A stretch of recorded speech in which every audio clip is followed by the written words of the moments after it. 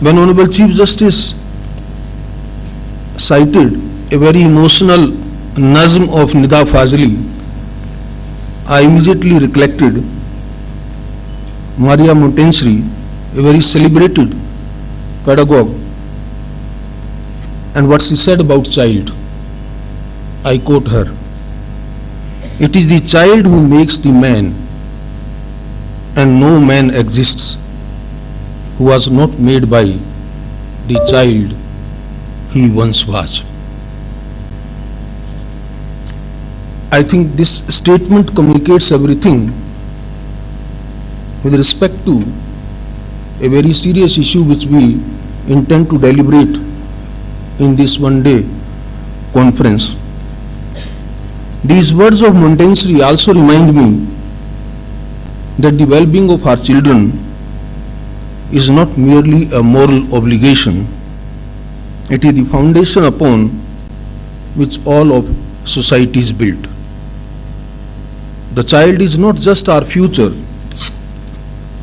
They are our mirror, our responsibility, and our greatest test.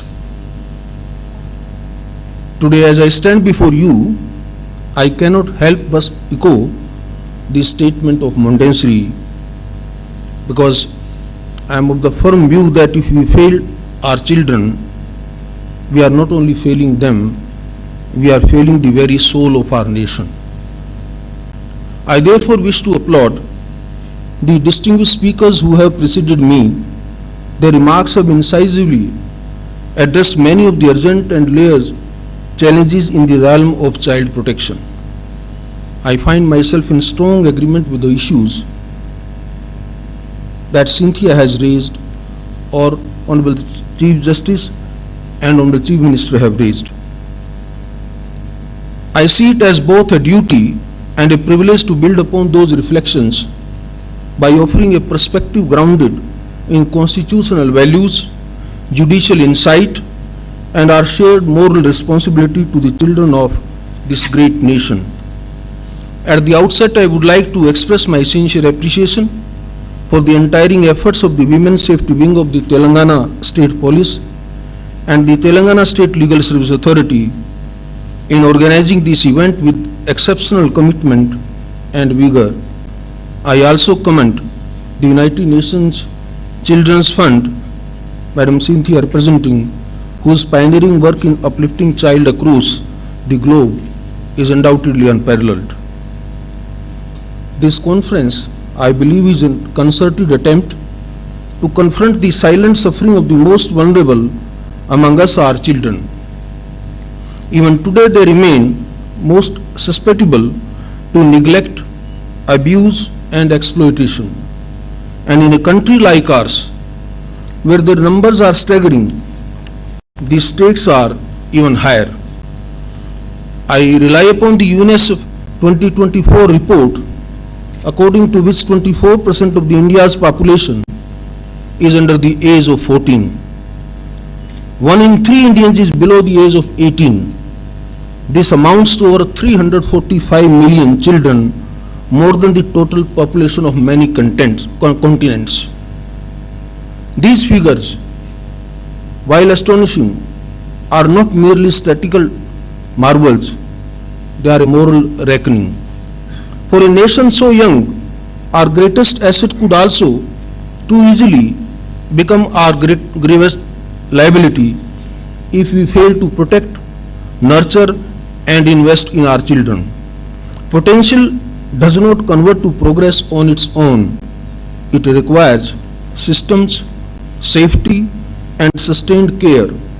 Each child we fail is not just a personal tragedy, but a lost thread in the fabric of our nation's future.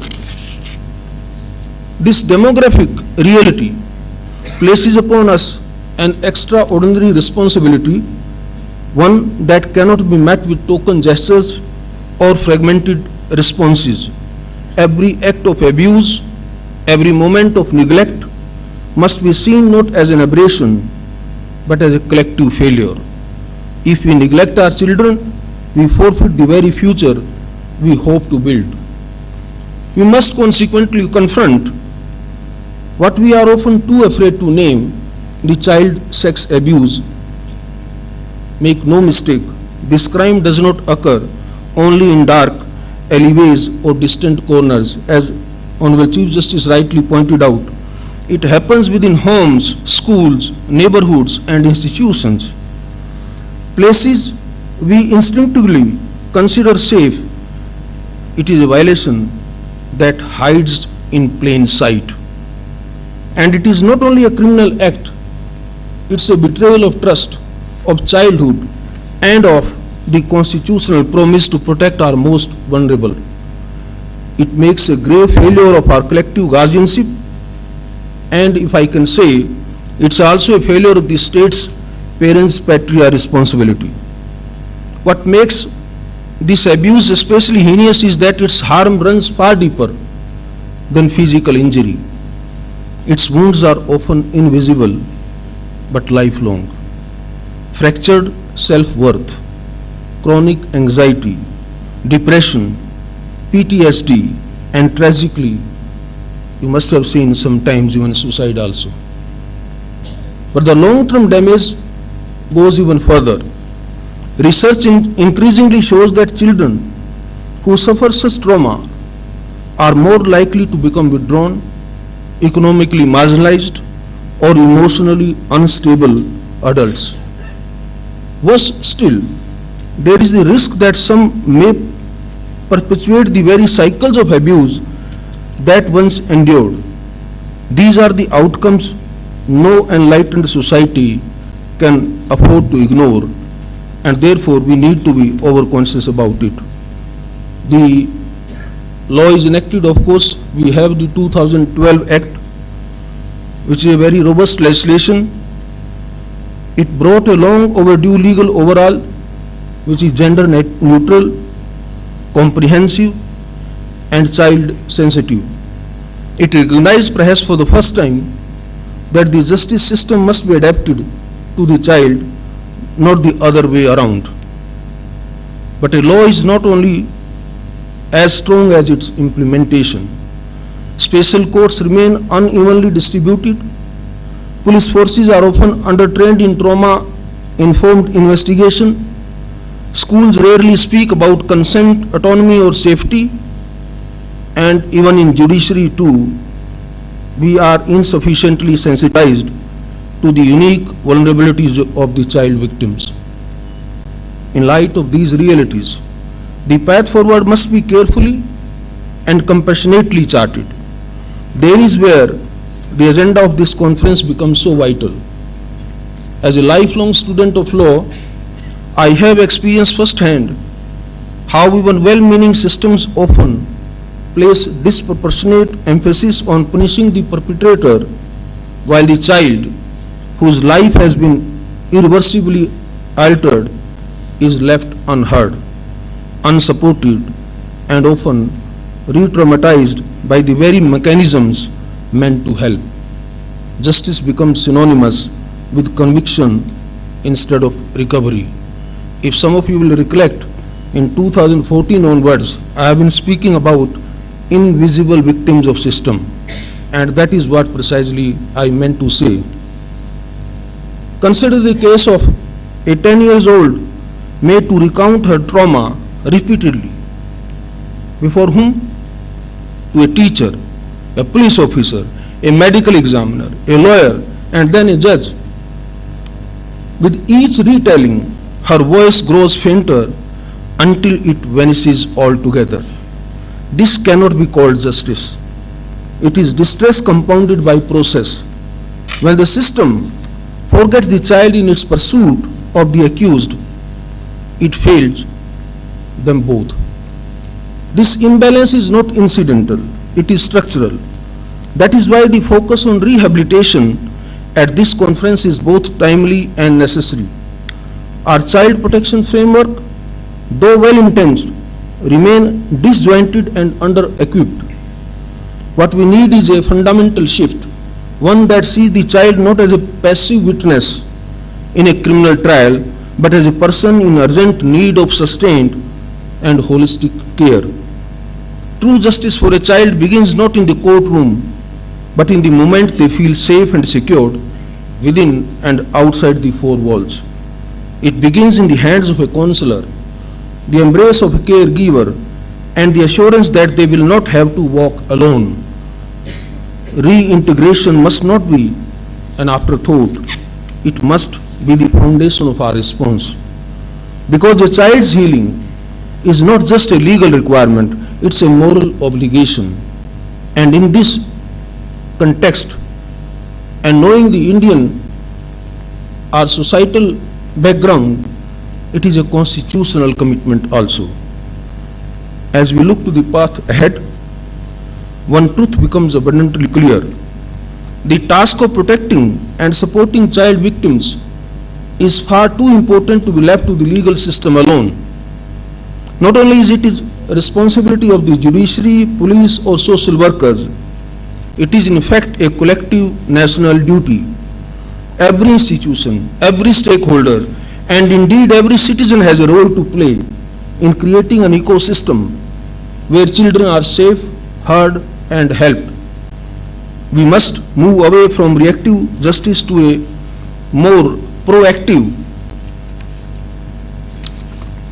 compassionate model where rehabilitation is not a footnote but the foundation. In this regard, I would be remiss not to acknowledge and commend the pioneers' efforts initiated in the state of Telangana and particularly in the city of Hyderabad. As the Director General of Police explained, the Bharosa centers here have really emerged as a model of what integrated, victim-centric support should look like. By offering a one-stop facility where child and women victims of violence can access police assistance, legal aid, medical care and psychological counseling under one roof, these centers exemplify what sensitive and holistic justice delivery should aspire to be. They demonstrate that with the right vision and commitment, it is possible to ease the child's journey through the justice system, minimizing the pain and agony and maximizing the care. Similar appreciation is due to the NALSA's novel child-friendly legal service scheme of 2024, which envisions a trauma-informed, child rights-driven ecosystem.